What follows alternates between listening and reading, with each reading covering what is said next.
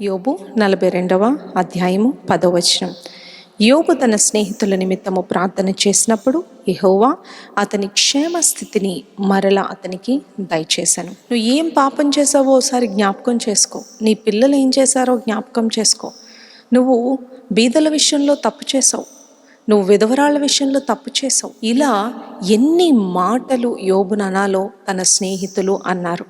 కానీ ఒక గడియ వచ్చినప్పుడు దేవుడు తన స్నేహితులతో మాట్లాడుచు, మీరు మాట్లాడిన మాటల విషయమై ప్రాయశ్చిత్తము నొందునట్లు, క్షమాపణ నొందునట్లు అర్పణను తీసుకొని రమ్మన్నప్పుడు వారు అర్పణను తెచ్చిన తర్వాత యోబు వారి విషయమై ప్రార్థన చేసి ఆ అర్పణను దేవునికి అర్పించి, అర్పణను అర్పిస్తూ తన స్నేహితులన్న మాటలను, జడ్జ్మెంట్స్ని యోబు క్షమించి వారి కోసం ప్రార్థన చేశారు. యోబు తన స్నేహితుల పక్షముగా నిలువబడి అర్పించినటువంటి ఆ దహన బలి అది ఎలాంటిదంటే విరిగి నలిగిన హృదయంతో ఉన్నది.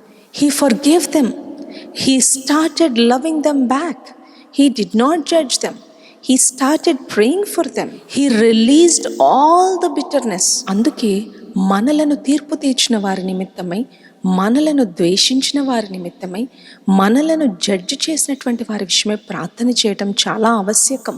అది ఒక మంచి దహన బలితో కూడినది. ఎన్ని సూటిపోటి మాటలు మీ జీవితంలో మీరు రిసీవ్ చేసుకున్నా ఈ ఒక్క మాట చెప్పనివ్వండి, రిలీజ్ యువర్ బిటర్నెస్.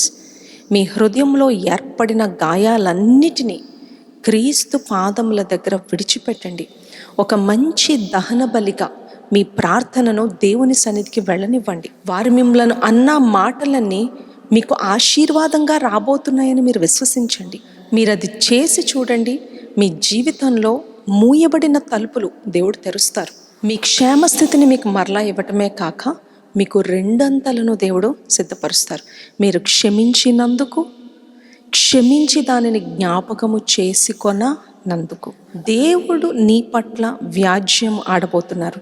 దానిని దేవునికి విడిచిపెట్టి నీ పట్ల మాట్లాడిన వారి విషయమై మనస్ఫూర్తిగా పూర్ణ హృదయముతో ఒక ప్లెయిన్ హార్ట్తో దేవుని దగ్గరికి వెళ్ళి వారి నిమిత్తం ప్రార్థన చేయండి. దేవుడు మీ జీవితంలో చేసే మేలును మీరు చూచి మీరే ఆశ్చర్యపోతారు.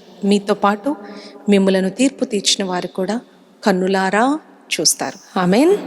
God bless you.